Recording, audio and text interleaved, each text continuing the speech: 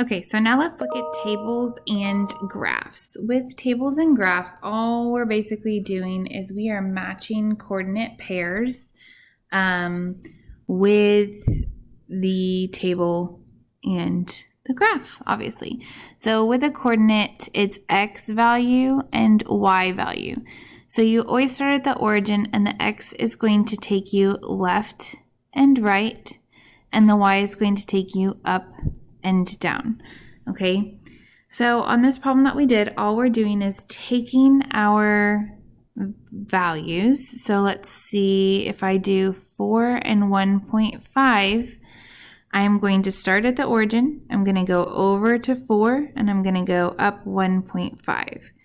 And I know it sounds like a decimal would be hard, but if we pay attention to this graph, the x values, it says 0, 4, 8, so it's 0, 2, 4, 6, 8, 10.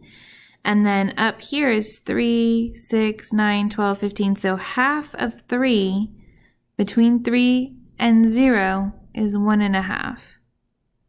So 3, 4.5, 6, 7.5. Okay, so just pay attention to what the values are going by. So this first point, I'm looking to see which graph has it. So it's 4 and 1.5. So I started the origin, I went to the right 4 and up 1.5. Well, it's not going through A. Again, I'm going to go across to 4 and up 1.5. Okay, so I'm looking at this point right here. Well, that looks pretty good so far. Again, here I started the origin, go over to 4, up 1.5. Well, not that one. And again, 0, I'm going to go over to 4, up 1.5. Well, wow, this one was easy peasy. And the other points will match too, 6 and 4.5. So I'm going to go over to 6, so 2, 4, 6, up 3, 4.5, yep. Let's do 10, over to 10, 8, 10, and up to halfway between 9 and 12 is 10.5. So yep, that works. Okay. So all it is graphing points and matching them with that table. Okay. So here we go. We're going to give this one a try. And it's same process. Okay. So what we have here though is a graph, and anytime that we have this graph, we're going to use our strategies. So first step is we're going to find our y-intercept by doing our y-axis blue. Then I say, where does this intersect? Oh, right here. I don't know why I did that. So sorry. I must have held something down, so let me fix that. Okay. So my y-intercept is at 0, 4. All right, so I'm going to go ahead and see if I can eliminate anything. So I see 0 and 2.5. That's a no-go. No 0 here. That doesn't mean I can eliminate it just because it's not there. It's just not shown in the table. So I talked to some of you, just because when we're sitting in the classroom, we can't see the football field outside or the bleachers outside, doesn't mean they're not there. We know they're there. We just can't see them. So let's see here. This doesn't have a 0. This has 0, 0, which is not 0, 4. So I can eliminate D and A. Okay. So now I'm going to go through and just match points on the line.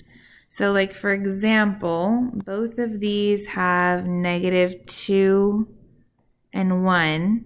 So -2, 1, that doesn't do anything for me, right? They also both have negative, oh wait, look, -4 has 2 different values. So I'm going to go there. Okay, so I'm comparing the -4. So I'm going to start here at 0, and I'm going to go to the left 4, and I go down 2. So that's at -4, -2. So that's a +2, that's a no-go. And here we go. So I was able to find which table goes with my graph. All right, and I think we have just one more practice to go over. hopefully you guys are having a better understanding by now. And let's see, it says, which of the following tables represents the linear relationship shown in the graph? So we're going to go down a little bit so we can see all these tables. And I'm going to start by analyzing my graph. So when I analyze my graph, step 1 is going to be my y-intercept. So I'm using my blue colored pencil to go over the y-axis. And I see here that I have my y-intercept at 0, 5. So I'm going to look in my tables. So 0, 5, that looks good. I don't see a 0 here. Don't see a 0 there. 0, 5 there. All right, so I'm not eliminating any, but I see 2 that have or contain my y-intercept. Okay, so next thing I'm going to do is I'm just going to start choosing a point that I see in several tables. So like 6 is in this table and this table, but they both are at 0. So that doesn't help me much. Or I'm sorry, they're both at 1, but let's see, 6, 1. So those are right. So again, I'm not eliminating anything yet. Okay, I'm going to choose this point 3. 3, I see several of them. Okay, so 3, if I start at the origin, I go over 3, up 1, 2, 3. It is at 3, 3. Oh, and I should have labeled this at 6, 1. So 3, 3. Let's see, that works here. This works here. Okay, so this is -3, 3. Well, there's not a -3 here, but it would be here about, and that's definitely not going to go through the line. Also, if I already have a y value of 3, it can't have a different x value because this is a straight line. So that means I can eliminate this, and looky there, if this is y, it can't go with a different x. The y of 3 has to go with x of 3. Because that would be at 4, 1, 2, 3, which is right here, and that's not the point.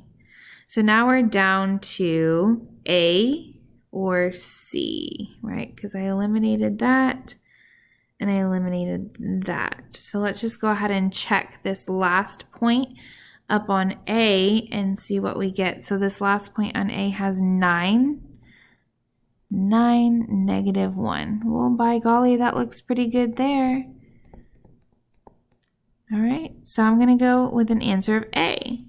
Just in case you want to see the other one, so this has 5, 0. So 5, 1, 2, 3, 4, 5, and 0 means I'm not going up or down. So 5, 0, nope, that doesn't match, okay?